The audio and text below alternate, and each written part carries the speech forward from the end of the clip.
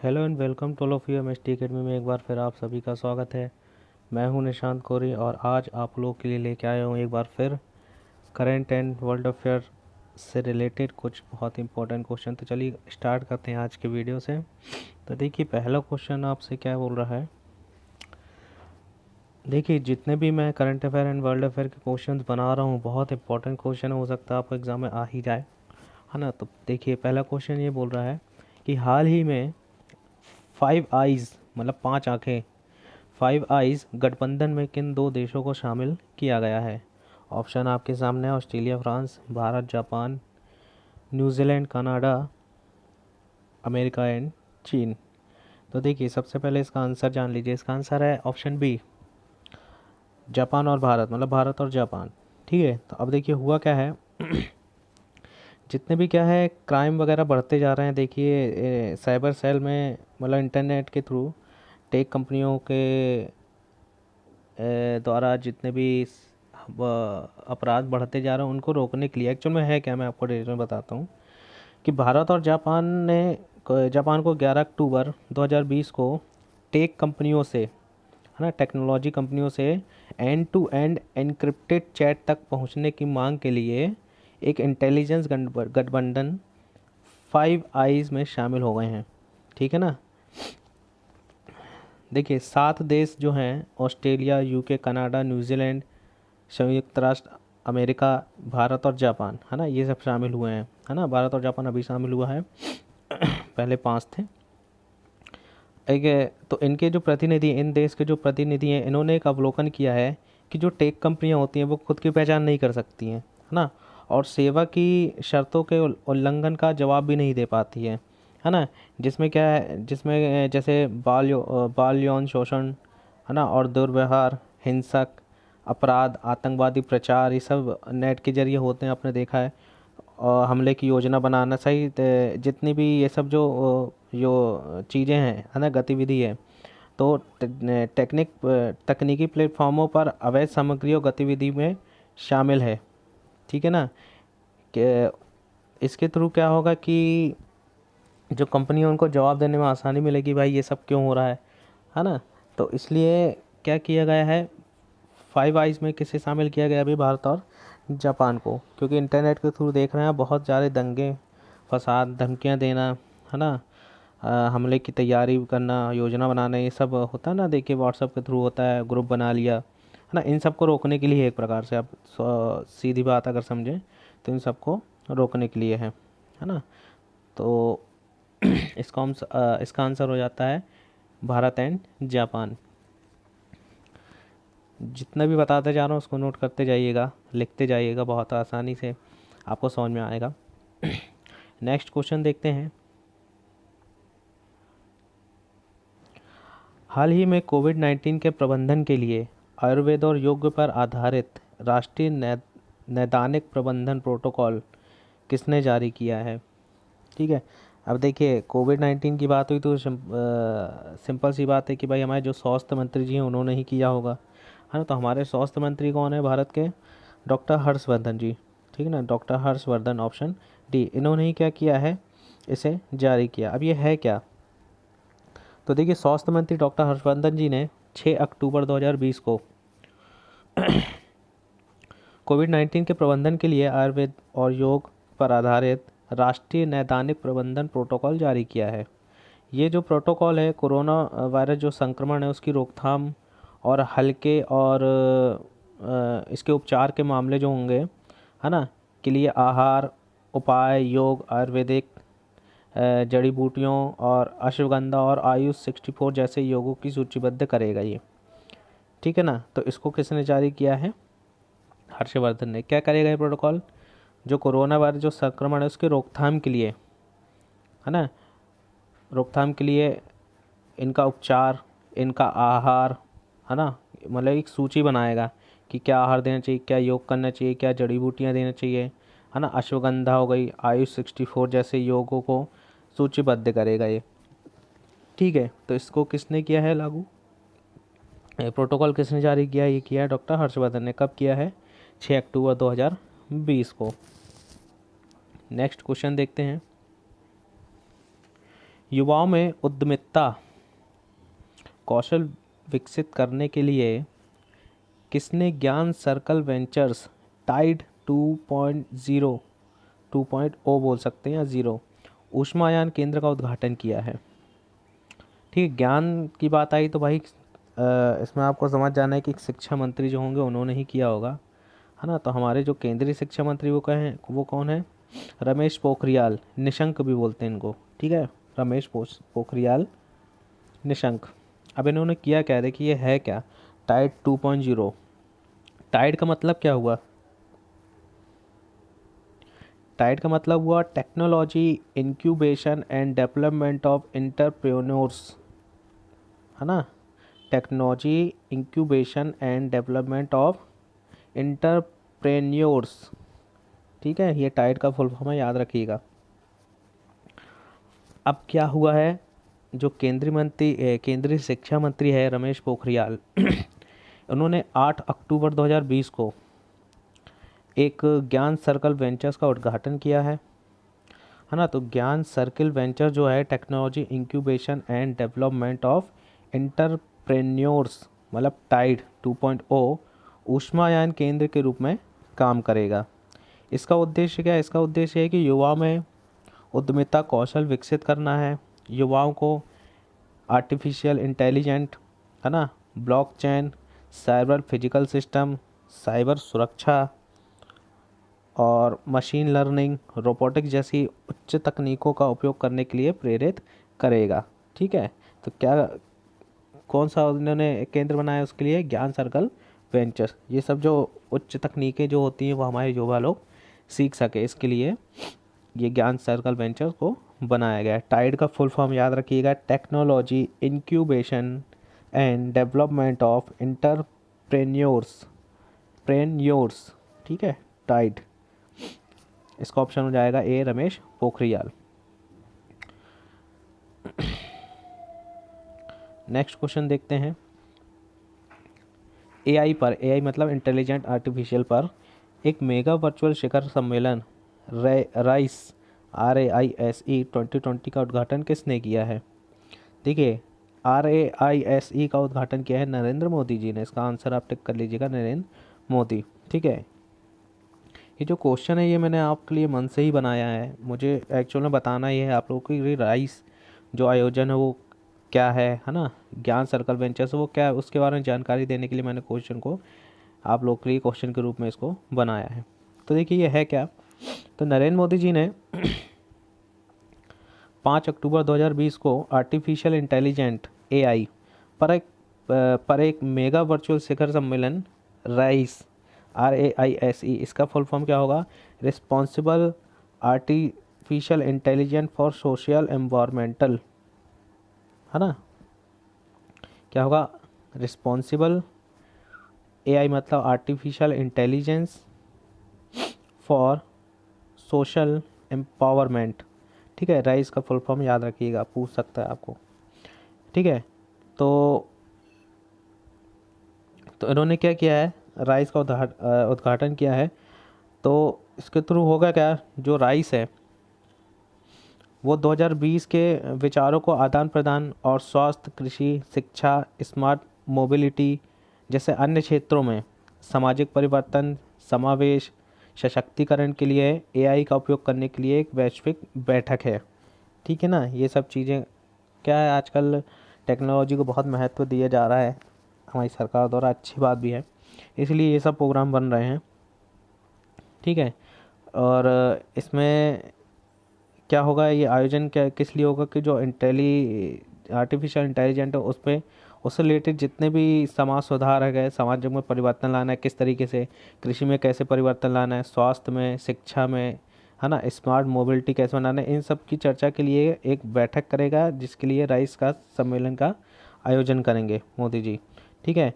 इनका उद्देश्य यही है शिखर सम्मेलन का कि सार्वजनिक बुनियादी ढांचे में AI पर चर्चा को प्रोत्साहित करना, सामाजिक सशक्तिकरण जैसे मैंने बताया आपको, परिवर्तन और समाज को शामिल करने के लिए जिम्मेदार AI का निर्माण करना, है ना। टोटल बात ये है कि भाई आर्टिफिशियल इंटेलिजेंस को कैसे यूज़ किया जाए हर क्षेत्र में, उसके लिए राइस का आयोजन किया जाएगा।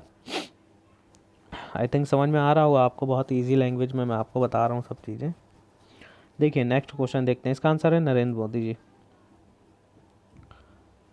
आर्थिक सहयोग और विकास संगठन OECD, है ना, कि good laboratory practice GLP working group के वाइस चेयरमैन के रूप में किस देश को नामित किया गया है? ठीक है, भारत GLP पर OECD के वर्किंग ग्रुप के वाइस चेयरमैन को नियुक्त किया गया है। ठीक है, किसको? भारत को। ठीक है, भारत को OECD मतलब आर्थिक सहयोग एंड विकास संगठन, ठीक है ना, कि good laboratory practice working group के वाइस चेयरमैन के रूप में भारत को नामित किया गया है।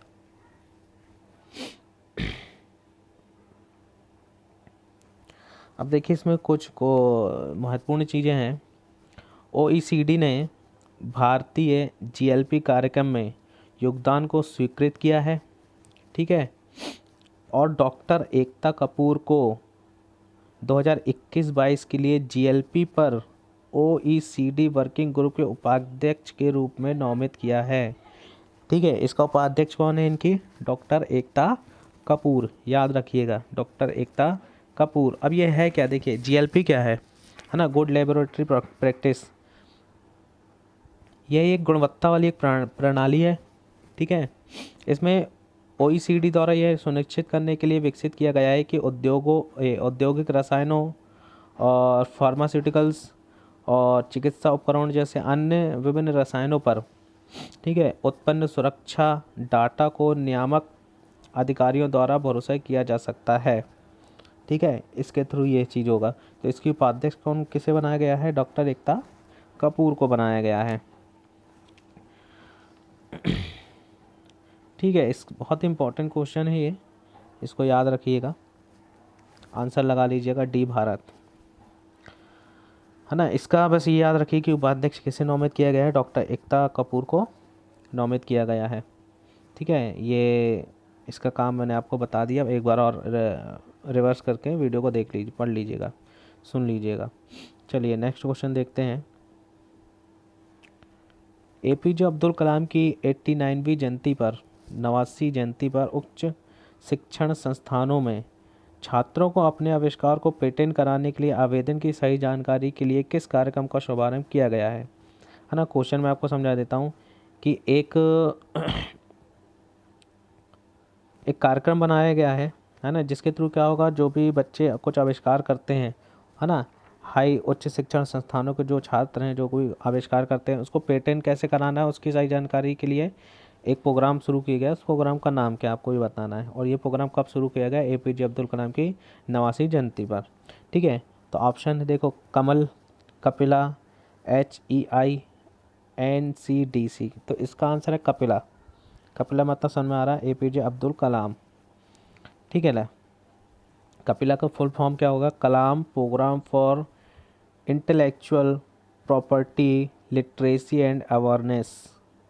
ठीक है ना, Kalam programme for intellectual property literacy and awareness, ये कलाम का फुल, कपिला का फुल फॉर्म है, कलाम बोल रहा हूँ, कपिला का फुल फॉर्म है। ठीक है, अब होगा क्या है, केंद्रीय शिक्षा मंत्री जो रमेश पोखरियाल है, इन्होंने पूर्व राष्ट्रपति स्वर्गीय APJ अब्दुल कलाम की 89वीं जयंती पर कपिला कार्यक्रम का शुभारंभ किया है ना। ये आपको मैंने क्वेश्चन में दे दिया कि क्यों, इसका उद्देश्य क्या है। इसका उद्देश्य ये है कि जो उच्च शिक्षण संस्थान है ना, उसमें छात्रों को अपने आविष्कारों को पेटेंट कराने के लिए आवेदन प्रक्रिया की सही प्रणाली के बारे में जानकारी मिलेगी कि भाई आपको कैसे पेटेंट कराना है। ठीक है, तो इसके लिए कौन सा कार्यक्रम लॉन्च किया गया है? कपिला। कपिला किन की जयंती पर? APJ अब्दुल कलाम की जयंती पर। कपिला का फुल फॉर्म क्या होगा? Kalam programme for intellectual property literacy and awareness, ये इसका फुल फॉर्म हो जाता है। चलिए नेक्स्ट क्वेश्चन देखते हैं, इसका हम ऑप्शन बी टिक कर लीजिएगा। नेक्स्ट क्वेश्चन ला रही भाई। केंद्रीय कपड़ा मंत्री स्मृति ईरानी ने किस फसल के लिए पहला ब्रांड और लोगो लॉन्च किया है? किस फसल के लिए? कपड़ा मंत्री है तो मतलब समझ में आ रहा है कि भाई कपास ही होगा, है ना। कपड़ा मंत्री है तो कपास की फसल के लिए ही होगा।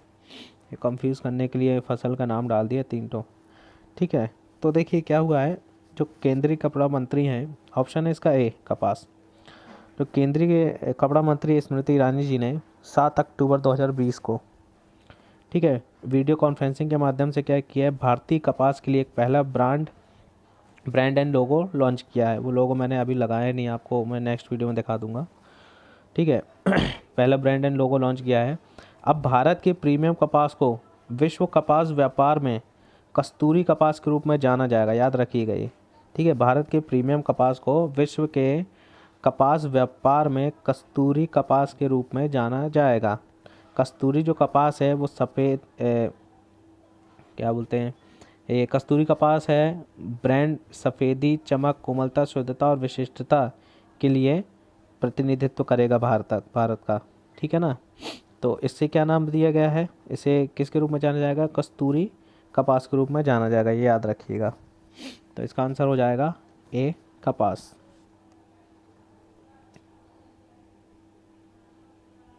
नेक्स्ट क्वेश्चन देखते हैं क्या है। देश में स्वास्थ्य सेवाओं के बुनियादी ढांचे के निर्माण में नरेंद्र सिंह तोमर ने किस योजना की शुरुआत की है। पहले तो ये बताइए नरेंद्र सिंह तोमर जी हैं कौन। नरेंद्र सिंह तोमर जी मैं आपको बता देता हूँ, केंद्रीय कृषि एवं किसान कल्याण मंत्री हैं नरेंद्र सिंह तोमर। अभी देख रहे हैं किसान आंदोलन जो चल रहा है उसमें जितने भी फैसले लेंगे वो कौन लेंगे, मतलब सरकार की सहायता से तो होगा, लेकिन नरेंद्र सिंह तोमर देखेंगे पूरे डिपार्टमेंट को किसान से रिलेटेड, है ना।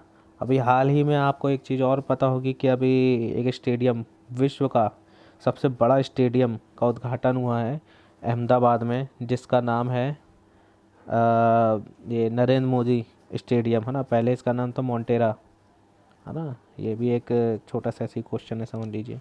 तो मोटेरा स्टेडियम का नाम बदल के क्या कर दिया गया है, नरेंद्र सिंह तोमर नरेंद्र सिंह मोदी, ठीक है। अब देखिए क्या है, इसके कौन सी योजना है, स्वास्थ्य सेवाओं के बुनियादी ढांचे के निर्माण में नरेंद्र सिंह तोमर ने किस योजना का शुरुआत की है। इन्होंने ये योजना जो बनाई है वो है आयुष्मान सहकार योजना, ठीक है, ऑप्शन बी। अब इसमें क्या होगा सॉरी, इसमें ये होगा कि नरेंद्र सिंह तोमर जी ने क्या किया है, सहकारी स्वास्थ्य सुविधाओं के लिए, है ना, आयुष्मान सहकार योजना की शुरुआत की है। यह योजना देश में स्वास्थ्य योजनाओं के बुनियादी ढांचे के निर्माण में महत्वपूर्ण भूमिका निभाने का एक अनूठा तरीका है, ठीक है ना। इस योजना के तहत क्या होगा, राष्ट्रीय सहकारी विकास निगम NCDC, राष्ट्रीय सहकारी विकास निगम, ठीक है, नेशनल कॉर्पोरेशन डेवलपमेंट निगम, ठीक है ना, राष्ट्रीय सहकारी विकास निगम स्वास्थ्य सुविधाओं के लिए कुल कितना इन्होंने वो दिया है, 10,000 करोड़ का ऋण प्रदान करेगा, ठीक है ना। कौन प्रदान करेगा 10,000 करोड़ का ऋण, NCDC, राष्ट्रीय सहकारी विकास निगम, है ना। ये जितनी भी स्वास्थ्य सुविधाओं के लिए जो सहकारी समिति बनी है उनको 10,000 करोड़ रुपए का ऋण प्रदान करेगा। तो मतलब 100 की सीधी एक बात है कि स्वास्थ्य सेवाओं को अच्छा बनाने के लिए, है ना, ये योजना बनाई गई है आयुष्मान सहकार योजना, ठीक है। ये कब लागू हुई थी, ये तो डेट है नहीं इसकी, चलिए ठीक है। नेक्स्ट क्वेश्चन देखते हैं। हिमाचल प्रदेश के रोहतांग में स्थित 9.02 किलोमीटर लंबाई की दुनिया की सबसे लंबी सुरंग का नाम क्या है, ठीक है ना। दुनिया की सबसे लंबी सुरंग का नाम क्या है, ठीक है। इसका नाम है अटल टनल, ठीक है। पहला ऑप्शन आप टिक कर लीजिएगा, अटल टनल। देखिए क्या है, नरेंद्र मोदी जी ने 3 अक्टूबर को, है ना, 2020 की बात है, 3 अक्टूबर 2020 को हिमाचल प्रदेश के रोहतांग में अटल टनल का उद्घाटन किया है, जो दुनिया की सबसे लंबी राजमार्ग सुरंग है, याद रखिएगा। दुनिया की सबसे लंबी राजमार्ग सुरंग है। कितने किलोमीटर है, 9.02 किलोमीटर है। और इसकी ऊंचाई कितनी है, कितनी ऊंचाई पर है ये, 3048 मीटर की ऊंचाई पर स्थित है ये। ठीक है, इसका इसका नाम ये अटल बिहारी जी के नाम पर रखा गया है। ठीक है ना, पूर्व प्रधानमंत्री जो थे उनके नाम पर रखा गया है। इसमें कितनी लागत आई है? इसमें 3300 करोड़ की लागत से ये बना है। और ये कहाँ बना है? हिमाचल के पीर पंजाल रेंज में अल्ट्रा आधुनिक विदेशों के साथ, है ना, ये बनाई गई है। ये किसको जोड़ेगी? ये मनाली को लाहौर स्पीति घाटी से जोड़ेगी, लाहौल, है ना। ये मनाली को कहाँ से जोड़ेगी? मनाली को किससे जोड़ेगी? लाहौल स्पीति घाटी से जोड़ेगी। इसमें कितना इसका बजट था? इसका 3300 करोड़ का। इसकी लंबाई कितनी है? 9.02 किलोमीटर। ये कितनी ऊंचाई पर स्थित है? 3048 मीटर की ऊंचाई पे। इसका नाम क्या रखा गया है? हमारे पूर्व प्रधानमंत्री अटल बिहारी वाजपेयी जी के नाम पे रखा गया है।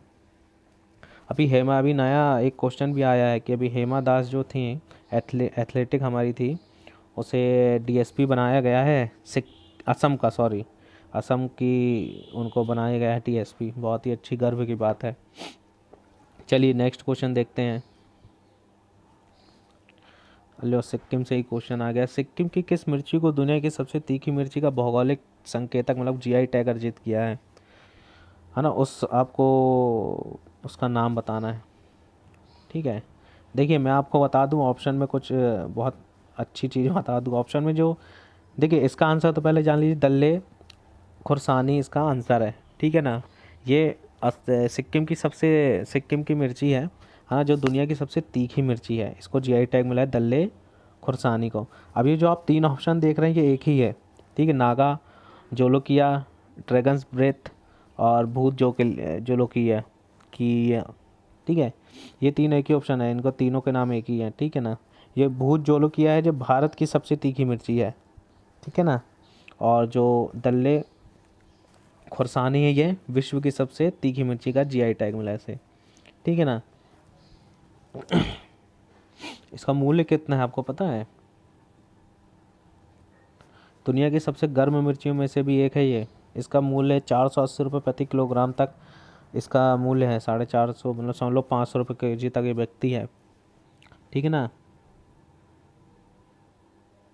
इसका जो, अगर मैं बोलूँ तीखापन, है ना, तीखापन को नापते हैं ना अपन स्कोविल हीट यूनिट से, SHU। कम से कम 1 लाख से 3.5 लाख स्कोविल हीट यूनिट है इसकी। मतलब समझ लो वो ड्रैगन वाली आग ही फेंकने लगोगे मुंह से, है ना। इतनी तीखी मिर्ची अब दुनिया की सबसे तीखी, मतलब कुछ तो बात होगी। 500 रुपये किलो है भैया, ले लेना 1 आध किलो, खा के देख के बताना कैसी लगी। चलिए ठीक है, आज के लिए इतना ही, और कल अपन और भी ज़्यादा अच्छे क्वेश्चन लेके आएंगे। जितने भी क्वेश्चन करा रहा हूँ बहुत इंपॉर्टेंट है, ध्यान से करिएगा। और हाँ दोस्तों, अगर आपको वीडियो पसंद आता है तो उसको लाइक ज़रूर करिए, उसको शेयर करिए, और चैनल को सब्सक्राइब करना मत भूलिए। अपने फ्रेंड्स को शेयर करिए, सब्सक्राइब करने को बोलिए, जिससे मुझे भी और बढ़ावा मिले वीडियो बनाने का। तो चलिए अब मिलते हैं नेक्स्ट वीडियो में। Thank you so much. आप सभी का दिन शुभ हो। Thank you.